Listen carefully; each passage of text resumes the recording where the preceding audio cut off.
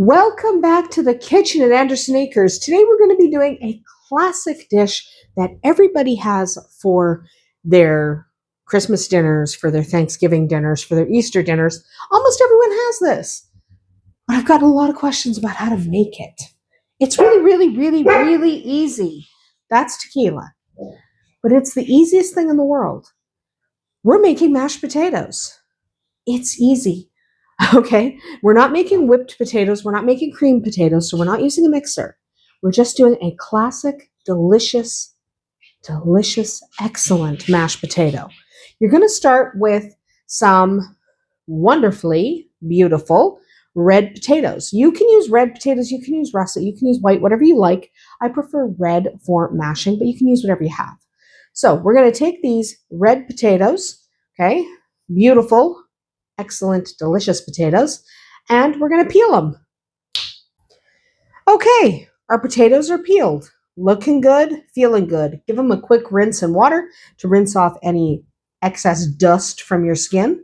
Then we're going to chop them, and we're going to put them in a pot, and we're going to cover them with water.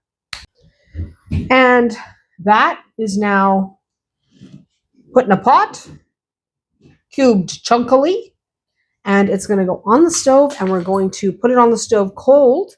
Then we're going to turn on the element to high, boil the heck out of these for 20 to 30 minutes, or until even your biggest cubes can be pierced with a fork easily. And then we'll come back and we'll start the mashing.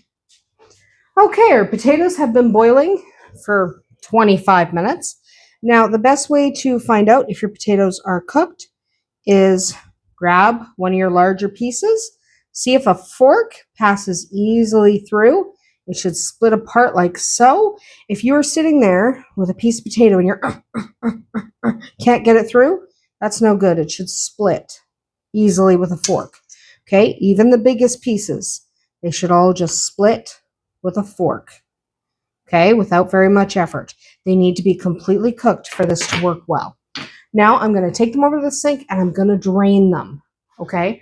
When in doubt, let your potatoes boil 5 more minutes if you're not sure. So I'm going to take them over to the sink, I'm going to drain them, then we'll be right back. Okay, those are drained. I just used my colander and used the sink. I'm going to put a lot of butter in there. That's at least half a cup. We're going to just ignore it for a moment. It's going to start to melt. Then we're going to take a potato masher, and it doesn't matter what kind of potato masher you're using.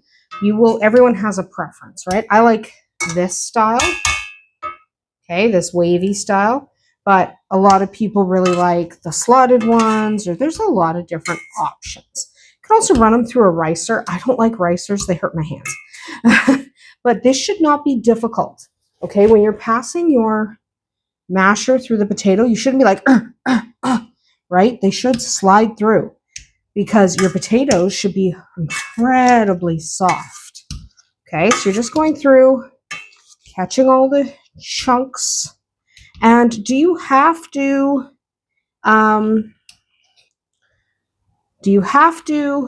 actually, here we go. Let me just get this properly. There we go. I've lost my train of thought because I am mashed potatoes. Do you have to peel them? The answer is not necessarily. That's a matter of taste. Some people really like cooking them with the skins on. Just leave the skins on if that's what you want. Wash the potato well and just leave the skins on. Okay? And as this starts to melt, you can start to mash it in. Okay? And you can add more butter to taste, but we're not done. Okay? We're not finished. We're just adding some butter now, and then we'll add more butter afterwards. So we're just going to keep mashing, just doing the mashes. And you want to look out for any chunks of potato that are escaping you. Okay? Look out for any chunks, because it's easy for chunks to hide. So you can always slide this and pull, so you can make sure there aren't any chunks hiding. We're going to add more butter. I know it seems like a lot of butter, but it's for a significant amount of potatoes. Remember, that's 5 pounds of potatoes. So not quite as much butter, but yes, more butter. Then we need something to make it creamier than that. So you can add milk. You can add half and half. I like using a little bit of heavy cream. Heavy cream is fantastic, but you don't have to. You can use whatever you like. How much? If you're not sure how much, add only a little to start and then add more after. Because you can add, like to add a good quarter cup, but you can always add more later.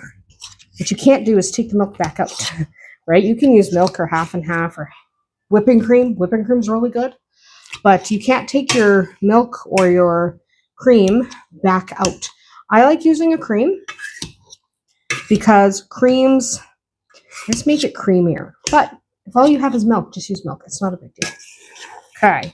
And now you're going to feel that it's really quite creamy. Now, we're going to add quite a lot of salt. I'm using Himalayan salt.